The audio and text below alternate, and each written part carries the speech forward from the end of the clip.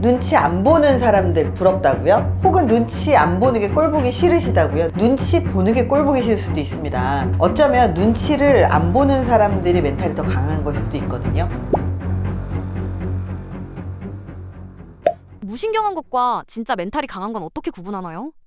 무신경한 사람들을 보면요, 공감 능력이 되게 부족해요. 그래서 무신경한 사람들 같은 경우는 대화를 하잖아요. 그럼 되게 짜증나, 화가 나. 그래서 그 사람이 되게 예의가 없다, 이런 생각이 진짜 많이 들거든요. 그래서 대화를 하고 나서 되게 불쾌하네, 이러면 무신경하다고 생각이 들면 되는 거예요. 근데 멘탈이 강하다는 건 뭐냐면, 분명히 내가 이 얘기를 했을 때 상대방이 불편할 거를 알지만, 불편한 거를 아는데도 불구하고 상대방이 기분 나쁘지 않게 표현할 수 있는 능력이거든요. 이걸 바꿔 말하면 자기 통제력이라고 이야기를 할 수 있어요. 물론 불편한 이야기를 하면 갈등이 있을 수밖에 없어요. 왜냐하면 내가 불편하기 때문에 나 이거 마음에 안 들거든, 그러니까 이거는 좀 조심 좀 해줄래, 이렇게 얘기를 하는 거예요. 이렇게 하는 것 자체가 갈등이 있더라도 결국은 나 이거 싫거든 이라고 표현할 수 있는 능력이에요. 근데 갈등이 있어도 굉장히 이건 좋거든, 이건 싫거든 이라고 얘기를 하는 것 자체가 신뢰를 구축하는 활동입니다. 예를 들어서 우리가 직장 상사하고 부하 직원이 회사에 있어요. 그러면 부하 직원의 입장에서는 직장 상사한테 이거 불편합니다, 이거 좋아요, 싫어요 라고 얘기를 하면 상사가 싫어할 것 같아서 말을 못해요. 우리 밥 먹으러 갈까? 그러면 나는 김치찌개 먹고 싶고 나는 해장을 해야 되는데,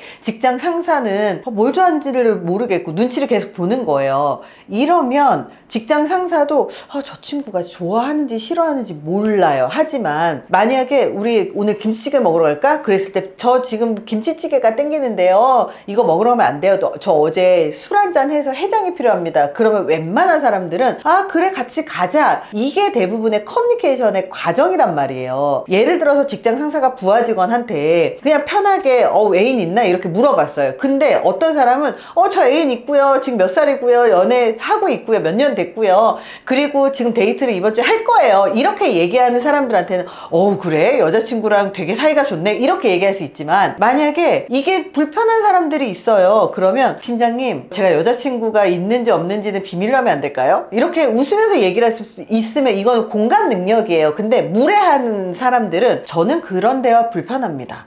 상당히 상대방한테 불편하게 만드는 그런 사람들이 있어요. 이렇게 불편하게 만드는 것, 이게 무신경한 사람이에요. 내가 하고 싶은 말을 그냥 하는 사람들이 무신경한 거고요. 상대방의 입장을 고려해서 농담처럼 얘기할 수 있고 관계를 깨트리지 않고 얘기할 수 있는 능력이 사실은 멘탈이 강한 사람들이라는 거죠. 그래서 이렇게 멘탈이 강한 사람들은요, 갈등이 있더라도 내가 필요한 말, 그리고 내가 불편한 거를 명확하게 표현을 하기 때문에 관계에서 내가 어느 정도까지는 이 사람하고 이런 얘기를 해도 되는구나, 어느 정도부터는 얘기를 하면 안 되는구나, 이것을 깨닫고 서로 조심하게 되거든요. 그랬을 때 서로 좀 더 오래 가요. 그렇기 때문에 뭔가 싫은 소리를 한다거나 혹은 내가 불편한 게 있다는 걸 표현할 때는 오히려 오래 가야 되는 사람한테는 정말 이거 못 견딜 것 같아, 그럼 꼭 얘기를 해야 되는 거지 무조건 참는다고 능사는 아닙니다. 그래서 멘탈이 강한 사람들은요, 불편해요. 멘탈 강한 사람도 불편할 때 있고요, 말하는 것 자체가 되게 불편하단 말이에요. 그럼에도 불구하고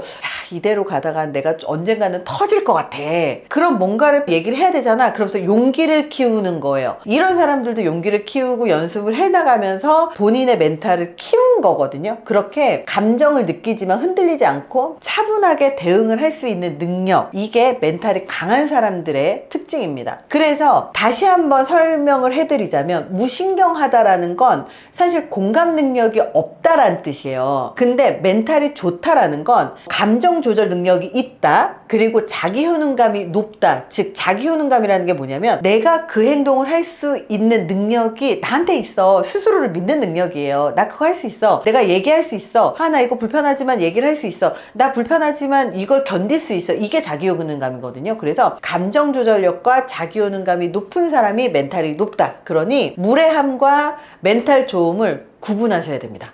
눈치 안 보는 성격 타고나는 건가요? 아니면 연습 가능한 건가요? 이 눈치를 보는 게 사실 안 보는 것 자체가 사회성이 결여된 거예요. 어떻게 사람이 눈치를 안 볼 수가 있어요? 배려를 하려고 하더라도 눈치를 봐야 되고 상대방의 기분도 파악해야 되고 상대방의 상황도 파악을 해야 되는데, 근데 이게 타고난 거냐 아니면 후천적인 거냐라고 봤을 때 둘 다의 가능성이 있습니다. 뭐냐면 기질적으로 타고날 때부터 예민한 사람들이 있어요. 이렇게 예민한 사람들을 우리는 사회적인 민감성이 굉장히 높다 혹은 불안 민감도가 높다라고 볼 수 있거든요. 그러니까 사회적인 민감도라는 게 뭐냐면 딱 태어났을 때부터 굉장히 예민해서 오감 자체가 예민한 민감한 사람들이 있어요. 그러면 눈에 자꾸 너무 잘 보여, 귀에 너무 잘 들려, 혹은 너무 잘 느껴져, 이런 감이 발달해 있는 사람들이 있어요. 이 감이라는 게 육감이 아니라 진짜 말 그대로 시각, 청각, 촉각, 후각, 미각, 이 오감이에요. 이게 발달해 있는 사람들은요 사회적인 민감성이 높을 수밖에 없어요. 왜냐하면 가만히 앉아서 얘기를 막 하다가 상대방의 표정이 딱 캐치가 돼요. 상대방의 손을 막 이렇게 만지고 있는 게 이게 눈에 보여요. 아니면 옆 사람이 그냥 혼잣말을 하는데 그 소리가 들린단 말이에요. 그러면 아, 저 사람이 지금 뭐가 불편하구나, 이런 사회적인 민감도가 높아요. 근데 이 사회적인 민감도가 높고 신경 안 쓴 사람들도 있어요. 근데 사회적인 민감도가 높으면서 사실 관계라든지 이 상황에 대한 불안도가 좀 높은 사람이 있거든요. 그러니까 민감도가 높다라는 건 사실 불안해질 수밖에 없어요. 그리고 원래 불안도가 높은 사람들이 있어요. 그러면 민감해질 수밖에 없어요. 이 두 가지가 계속 연결되어 있는 거죠. 그래서 어렸을 때부터 눈치가 발달되어 있는 사람들, 특히 남자하고 여자로 봤을 때 여성 쪽이 사실은 사회적인 민감도라도 눈치가 발달해 있어요. 왜냐하면 같은 그 엄마 실험을 하잖아요. 그러면 엄마가 나 아파 응응응응 막 이러면 딸들은 엄마 아파 그러면서 휴지를 갖다 줘요. 근데 그 아들한테 나 엄마 아파 응 막 이러면 신경 다 쓰고 장난감 갖고 놉니다. 이렇게 선천적으로 관계에 대한 민감도가 높은 사람들, 성별도 있고요. 남자라고 무조건 다 예민하지 않은 거 아니에요. 그래서 어릴 때부터 예민한 사람이 있고, 이게 연구에서 보면 눈치를 많이 보는 경향을 갖고 있는 사람들을 보니까 내향적 성향이 높은 사람, 그리고 불안 기질이 높은 사람이 사실은 기질적으로 타고난 눈치를 많이 보는 성향이더라 라는 게 연구 결과에서 나온 거죠. 근데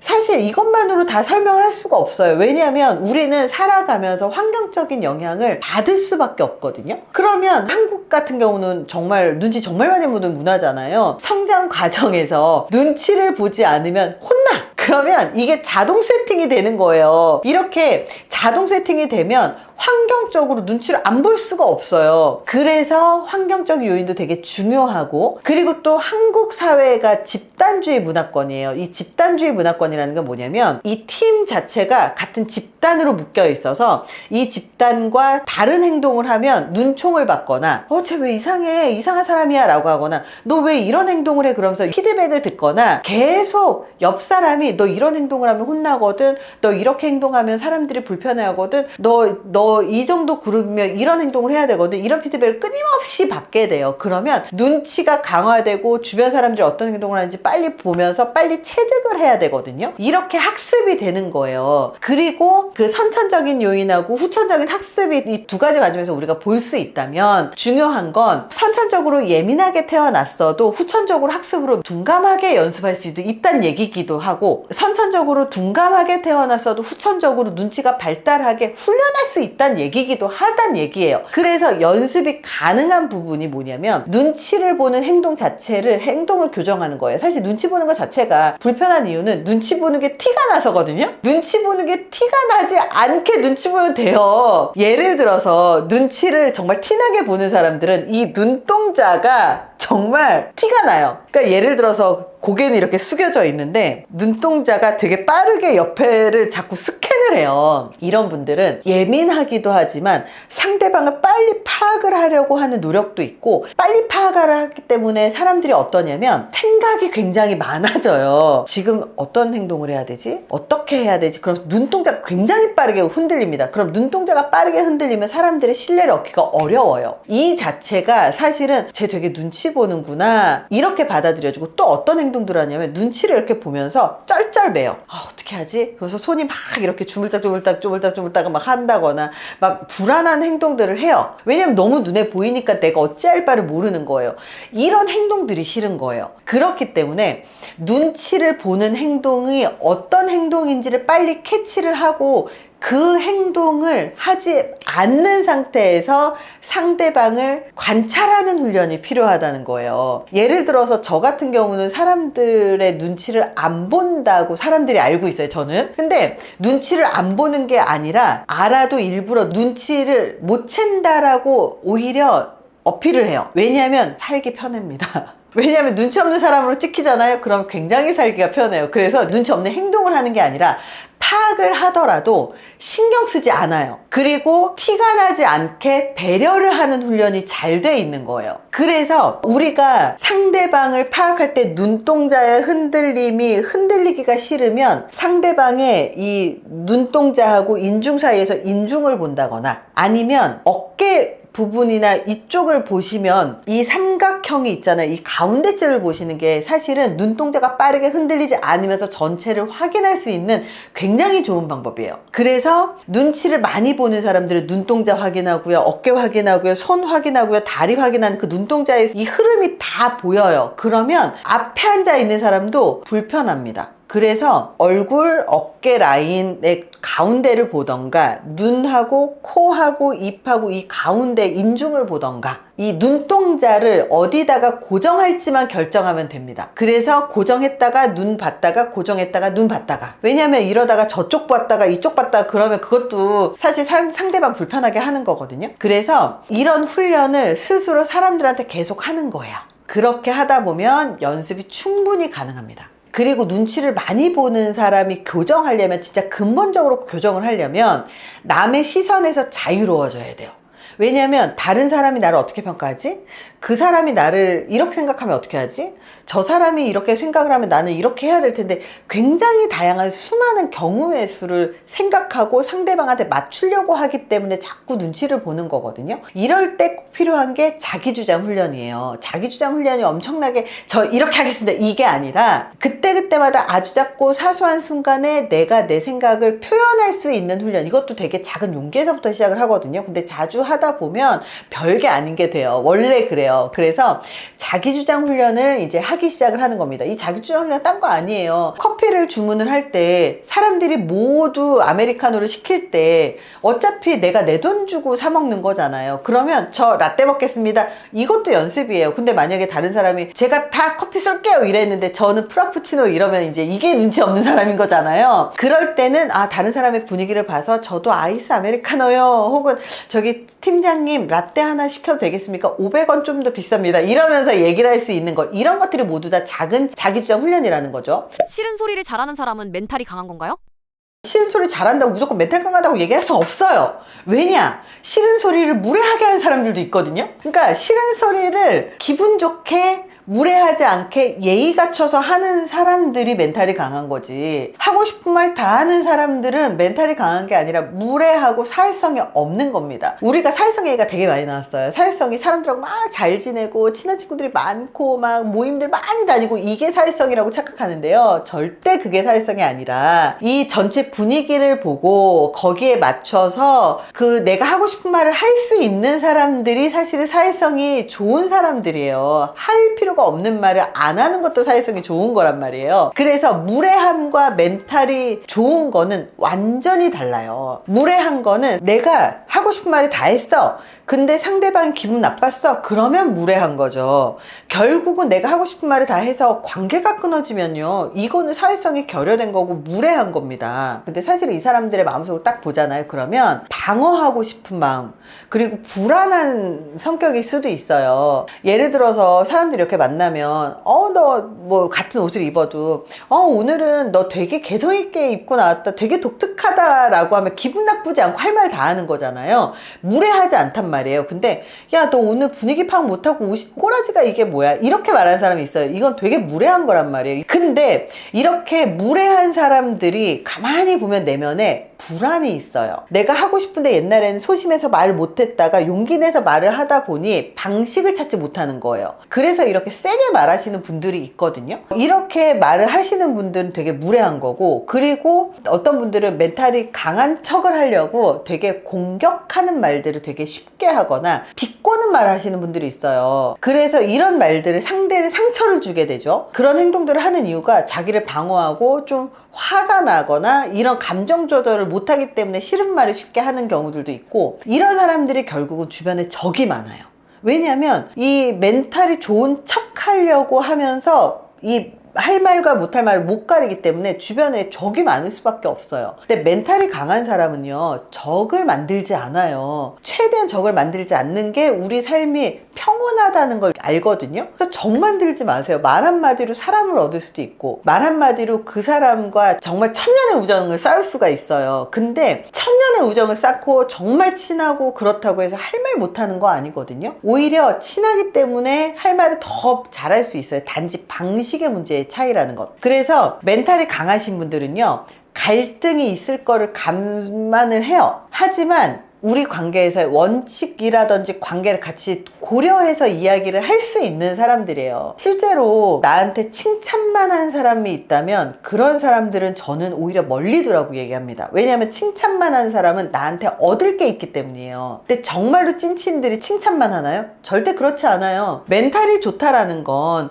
상대방이 불편할 거를 인지도 하고, 하지만 내가 이 상대방을 아끼는 마음을 갖고 있으면서, 그리고 이런 행동이 어딘가에서는 불편하게 느껴질 수 있다라는 그 원칙이라든 이런 게 있다거나 그러면 이거를 담아서 얘기를 하는 거예요. 용기를 갖고 상대방이 기분 나쁘지 않게. 그렇게 하는 것들이 멘탈이 좋은 사람들이 하는 대화의 방식입니다. 예를 들어서 이렇게 나를 위해서 하는 조언들도 있지만 사실 둘만의 관계에서 불편한 것들도 있을 수 있어요. 그러면 또 용기를 갖고 얘기를 해야 돼요. 이렇게 멘탈이 강한 사람들은요, 대부분은 너 그렇게 하지 마 이렇게 유메시지를 쓰지 않아요. 나는 이런 쪽에서 조금 불편함을 느껴요 라고 해서 I 메시지를 씁니다. 그러면 상대방이 감정 상하지 않으면서 불편하지 않게 들을 수 있다는 거. 이렇게 멘탈이 강하신 분들은요, 자기의 중심이 있어요. 그리고 가치관이 명확해요. 그러니까 가치관이 한 끗 차이거든요. 그러니까 그 가치관하고 그 고집은 정말 한 끗 차이예요. 그래서 가치관은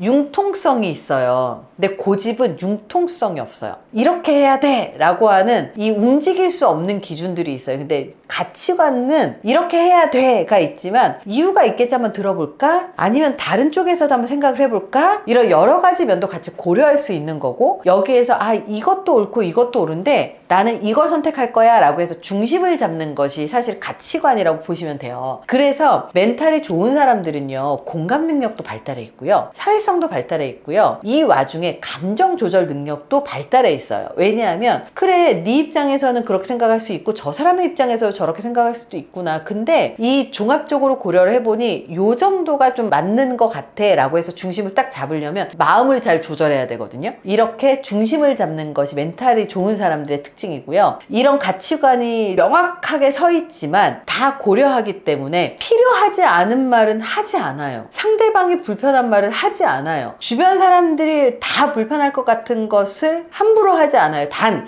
꼭 필요하다 그럼 합니다. 이게 멘탈 강한 사람들이에요. 그래서 심리학적으로 보면요, 무례하다라는 건 공격적으로 커뮤니케이션을 하는 걸 무례하다라고 얘기를 하는 거고요, 멘탈이 강하다는 건 자기주장적인 커뮤니케이션을 하는 거예요. 나는 이렇게 생각해, 나는 이렇게 느껴, I 메시지로 이야기를 하고, 이 이야기를 할 때 상대방을 고려한 공감이 기반됐을 때 멘탈이 좋다라고 이야기를 할 수 있을 것 같아요. 심리 연구 결과도 보면 자기주장적인 표현은 갈등 관리도 잘 되고요, 자존감 강화에도 효과가 있다라는 연구 결과가 있습니다. 그러니 싫은 말을 아무렇게나 하는 건 무례한 거고요, 싫은 말을 책임감 있게 하는 거는 멘탈이 강한 거다, 이렇게 생각을 하시면 될 것 같아요. 한국 사회에서 눈치 안 보는 게 왜 부러운 능력처럼 여겨지나요?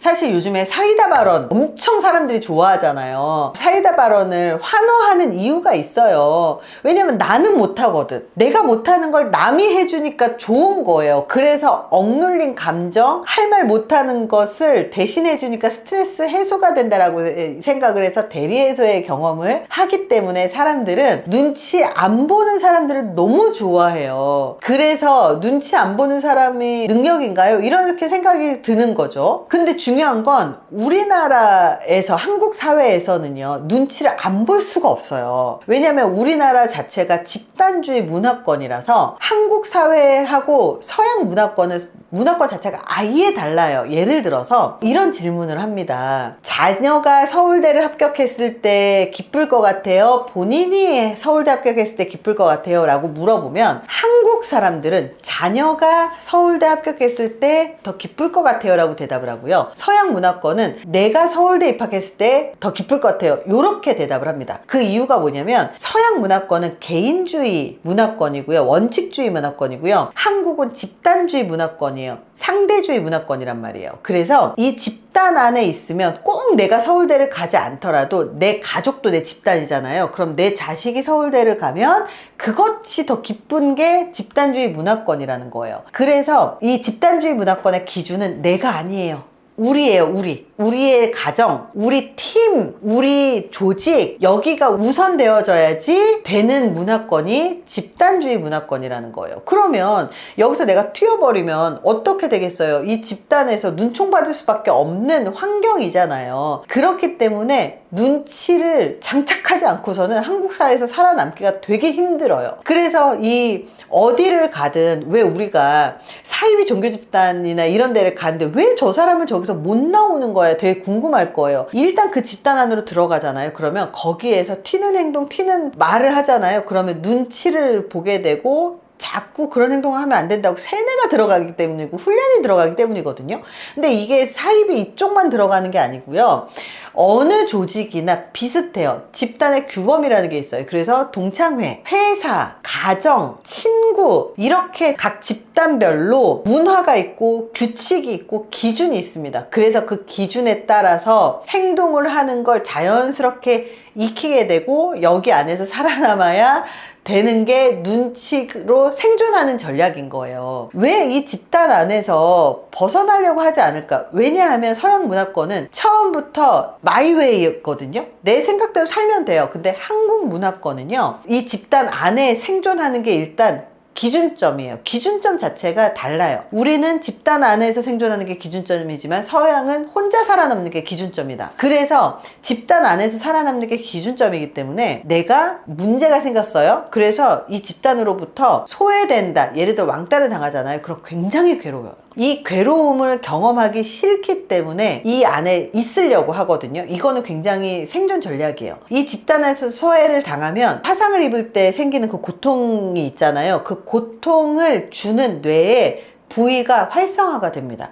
그래서 실제로 굉장한 고통을 느껴요. 그 고통을 느끼고 싶지 않아서 그 집단 안에 그 기준을 지키고 그리고 눈치가 발달할 수밖에 없는 겁니다. 우리나라 같은 경우는 뭐 장유유서라든지 뭐 이런 게 예전부터 있었잖아요. 유교 문화권이라고 해서. 그래서 사회적인 위계질서 자체가 굉장히 강한 국가예요. 아버지 역할, 어머니 역할, 며느리 역할, 사위 역할, 아들 역할, 딸 역할이 정해져 있어서 굉장히 위계가 정확하게 되어 있는 그런 집단입니다. 그래서 학교, 군대, 직장 그 모두 윗사람이 존재해요. 윗사람이 나를 평가하고 윗사람의 평가로 인해서 내 거취가 바뀌게 되거든요. 그럼 내 생존권을 갖고 있는 사람이 있는데 하다못해 집에서도 부모님 눈치 봐야지 부모님 눈치 안 보면 용돈을 못 받잖아요. 이렇게 우리는 살아왔단 말이에요. 그래서 이 권력자의 눈치를 보고 나의 생사여탈권을 이렇게 갖고 있는 사람의 눈치를 보고 그리고 부모님의 눈치를 보는 것 자체가 사실은 한국 사회에서는 사회적인 성공 기술이라고 우리가 착각할 수밖에 없어요. 그렇게 학습이 되어 왔으니 눈치가 발달될 수밖에 없죠. 그래서 눈치를 많이 보고 보고 늘 분위기를 살피고 표정이라든지 말투를 계속 조정하는 것은요, 사실 에너지 소모가 굉장히 커요. 근데 자유롭게 말하는 건 에너지 소모가 크지 않거든요. 그래서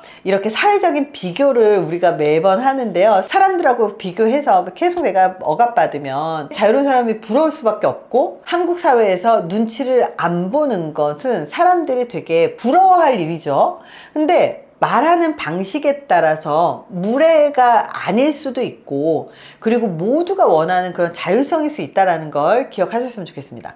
나는 눈치를 많이 보는 사람인가?를 알 수 있는 방법이 있나요? 나는 눈치를 보는 사람인가 아닌가를 알 수 있는 가장 쉬운 방법은, 기준이 나냐 타인이냐에 따라서 달라요. 내가 기준이야, 예를 들어서 내가 이렇게 하고 싶어서 이렇게 하는 거야면 눈치를 안 보는 사람이고요, 기준이 타인이면 나는 눈치를 보는 사람입니다. 그래서 상대방의 말투나 표정의 변화를 되게 민감하게 받아들이고 과하게 해석을 해서 그거를 내가 어떻게 대응할까를 머릿속에서 빠르게 고민을 하고 있어요? 그러면 눈치를 보시는 분입니다. 결정을 할 때도 가만히 보면 다른 사람들은 이럴 때 뭐라고 하지? 이럴 때 어떤 행동하지? 이렇게 먼저 떠오르면 눈치 많이 보시는 분이에요. 그리고 내가 하고 싶은 말이 있는데도 그 말을 피하고 안 한다, 그리고 내가 이 말 했을 때 다른 사람들이 불편하면 어떻게 하지? 이런 생각을 하신다면 요것 또한 눈치를 많이 보시는 분들이고요. 내가 뭔가 말을 해야 될 때가 있어요. 그러면 내가 거절을 해야 될 때, 그리고 부탁을 해야 될 때, 부탁에 반응을 해야 될 때 상대방한테 거절하는 게 너무 어려워. 그래서 수락을 한다면 눈치를 진짜 많이 보시는 분들이에요. 그리고 주변에서 이 사람 너무 착한 사람이야 라고 하지만 속으로는 억울이 있어, 화가 있어, 피로가 있어. 그러면 눈치를 많이 보시는 분들이라는 거예요. 그래서 내가 결정을 한 내 의견이 아니라 자꾸 주변 사람을 보고, 그리고 주변의 반응을 보고, 주변 사람들의 반응 때문에 내 결정을 표현하지 못한다, 이러면 이미 눈치를 과하게 보는 사람이다, 이렇게 생각하시면 됩니다. 남 눈치 안 보는 사람들의 공통점은 무엇인가요?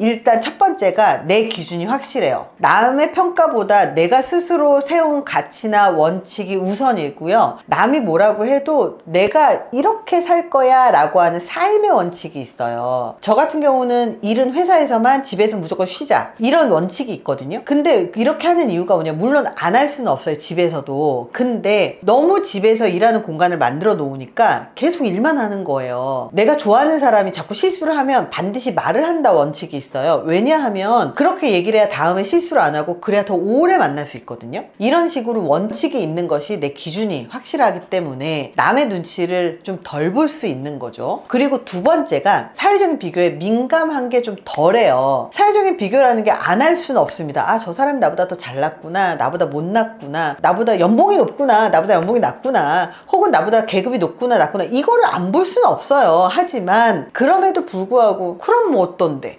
그렇다고 나랑 뭐가 다른데? 그러면 나랑 친구 되면 안 되는 건가? 이런 거를 신경을 덜 쓰는 사람이 있어요. 이렇게 비교하는 거에 민감하신 분들은 사실 눈치를 되게 많이 보게 돼요. 그래서 사회적인 비교에 덜 민감하시면 눈치를 좀 덜 보게 됩니다. 그리고 갈등을 두려워하지 않는 사람들이 눈치를 좀 덜 보게 되는데요. 싸운다 라는 게 관계가 끝난다는 게 아니에요. 단순히 너 밥 먹을래? 커피 먹을래? 할 때 의견이 다를 때도 있고요. 그리고 그냥 개인의 취향이 다를 때도 있고요. 나는 이 정도까지는 괜찮은데 너는 이 정도까지 안 돼. 이 선의 차이가 있을 수 있거든요. 그럼 이런 것들은 그냥 얘기를 할 수 있으면 눈치를 보지 않는 거예요. 그리고 상대방도 받아들일 수 있으면 서로 비슷한 사람인 거죠. 그래서 이렇게 갈등을 두려워하지 않고요. 그리고 이런 사람들이 대부분 자존감이 높아요. 자존감이 높기 때문에 칭찬, 비난이나 외부 평가에 크게 흔들리지 않아요. 그래서 모든 기준이 자기 내적이면서 공감 능력으로 이제 좌우되는 거라서 성취감이나 만족감 같은 내적 기준이 되게 중요한 사람들은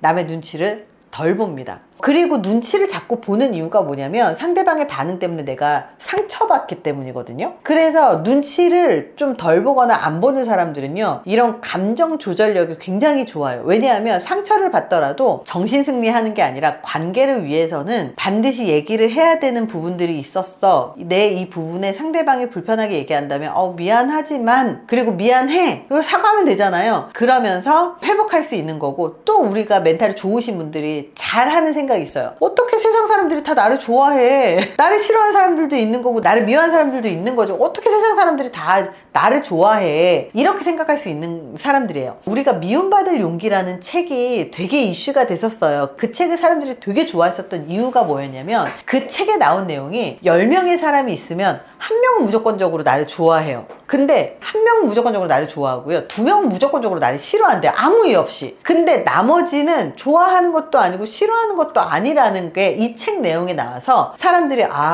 내가 뭔 짓을 안 해도 사람들은 나를 미워할 수 있구나. 이 책을 통해서 깨달은 거예요. 이런 것처럼 눈치를 좀 덜 보는 사람은 어떻게 사람들이 다 나를 좋아해? 좋아하기만 할 수는 없지. 이런 생각을 갖고 있고 사람들이 누군가가 설령 나를 싫어하더라도 괜찮아. 내가 나를 좋아하니까. 이렇게 멘탈이 빠르게 회복될 수 있는 사람들, 이런 사람들이 눈치를 덜 볼 수 있습니다. 그렇기 때문에 이런 사람들은요, 일관성이 있어요. 상황에 따라서 태도가 그렇게 크게 빠르게 변하지 않고, 그렇기 때문에 원칙과 기준이 있기 때문에 예측이 가능한 사람들이 많습니다. 눈치를 덜 보고 살면 진짜 스트레스가 줄어드나요?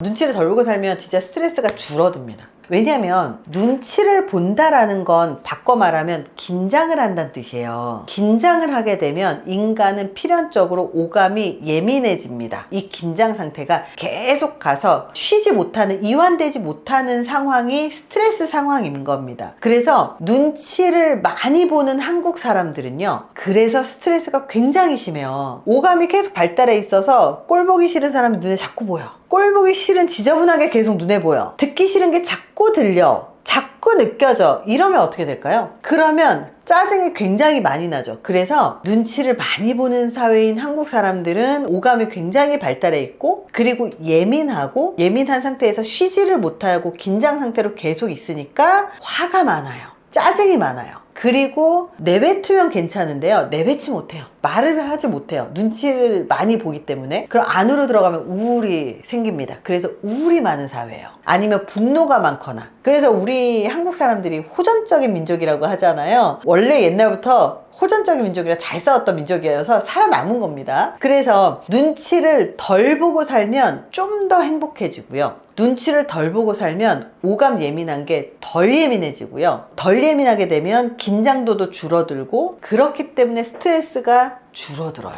이렇게 다른 사람의 눈치를 많이 보면 불안도 높고 사회적인 비교도 많고, 그러니까 스트레스나 우울도 올라갈 수밖에 없고, 눈치가 발달하면 좋은 점도 있어요. 왜냐면 처신 되게 잘하네, 빠릿빠릿하네, 그럴 수도 있어요. 근데 그 정도에서 멈추는 훈련을 하셔야 돼요. 적당히 눈치 보고 적당히 끊는 훈련도 하셔야 된다는 거예요. 그래서 오히려 눈치 안 보고 눈치 없이 사는 것도 행복한 방법일 수도 있습니다. 그래서 일본의 둔감력이라는 책이 나왔었어요. 둔감해지는 훈련을 해라 라는 책이었거든요. 근데 실제로 저도 어렸을 때 남의 눈치도 되게 많이 보고, 그리고 정말 되게 예민하고 민감했었는데요. 지금은 그냥 필요할 때는 눈치력이 상승하고요, 필요 없을 때는 굉장히 둔감해지고요. 알면서 모른 척하고 눈치 없는 척하고 살아갈 때가 훨씬 많습니다. 눈치를 본다는 것 자체가 에너지 소모예요. 사실은 계속 촉을 세워서 계속 레이더망을 켜놓고 있는 거잖아요. 그러면 얼마나 불편하고 힘들겠어요. 그래서 정신적으로 피로가 계속 누적될 수밖에 없습니다. 근데 이렇게 계속 레이더 키우고 있는 것 자체가 인지 능력을 계속 소모하고 있다는 거예요. 심리적으로 따졌을 때. 그러면 집중을 못합니다. 내가 정말 집중해야 될 거에 집중을 못해요. 그래서 오히려 안 좋을 때가 훨씬 더 많아진다는 거예요. 그래서 눈치를 안 보잖아요. 그러면 스트레스 당연히 줄어들고요. 그렇기 때문에 좀 어느 정도 적당히 끊어내는 거는 필요합니다. 그러나 사회적으로 우리가 만약에 20대 초, 중반, 그리고 막내 그룹이라면 눈치를 아예 안 볼 수는 없어요. 왜냐하면 눈치를 보면서 전체 환경을 보는 게 오히려 우리의 인생의 이득입니다. 왜냐하면 눈치를 보면서 직장 상사가 언제 예민한지, 언제 예민하지 않은지, 직장 상사가 무엇을 중요하게 여기는지, 무엇은 신경 안 쓰는지를 빨리 캐치하잖아요. 그러면 우리의 일이 편해지고, 그리고 우리의 마음이 편해지고, 그리고 우리의 일이 우선순위가 달라지게 되거든요. 그럼 훨씬 우리는 효율적으로 일 처리를 할 수가 있어요. 그래서 내가 직장에서 서열이 낮다, 계급이 낮다 그러면 어느 정도 눈치를 보면서 빨리빨리 내가 그 일하는 거라든지 상황을 익혀서 내가 빨리 배워서 스스로 할 수 있게끔 만드는 것도 오히려 능력 있는 사람들의 역할이라는 거를 아시면 좋을 것 같아요. 그래서 완전히 눈치가 없는 것도 사실 진짜 큰 문제거든요. 이거 진짜 살상 없는 거거든요. 근데 이렇게 눈치가 아예 없으면 무례하게 되기 쉽고, 갈등이 올라가기 쉽고, 그리고 상대방이 원하는 걸 캐치하지 못해서 적응하지 못할 확률이 높아집니다. 그래서 무조건 눈치를 봐야 돼도 아니고, 무조건 눈치 보지 마세요도 아니고, 중요한 건 적당한 균형점이라는 거예요. 그래서 내가 직장 가서 내가 전체적인 분위기도 빨리 파악을 해야 되고 처신도 빨리 해야 되려면 어느 정도 누구의 눈치를 빨리 봐야 된다는 걸 빨리 캐치해서 그 사람의 특성을 빨리 파악하는 건 굉장히 살아남는 훌륭한 능력이 되는 거죠. 그래서 이런 것들을 바탕으로 배려심, 공감 능력을 높이는 건 훌륭한 이 처신을 할 수 있는 밑바탕이 돼요. 그래서 너무 과도한 것들을 없애는 게 중요하다. 보통 너무 과도한 사람들은 보면 누구에게라도 모든 사람에게 좋은 사람이 되어야 된다고 생각을 하시는 분들이 대부분은 굉장히 힘들더라고요. 그래서 모든 눈치는요, 스스로 어느 정도 선택을 할 수 있는 권리, 권한, 그리고 자율성이 있을 때 스트레스가 좀 덜어지니, 내가 내 스스로 선택할 수 있는 게 아무것도 없다 이런 생각 절대 하지 마세요. 모든 직장에서 어느 조직에서도 막내라고 이 사람의 선택권이 전혀 없는 세상은 없어요. 그러니 내가 무조건 다 따라야 된다 이런 생각하시면 절대 안 됩니다.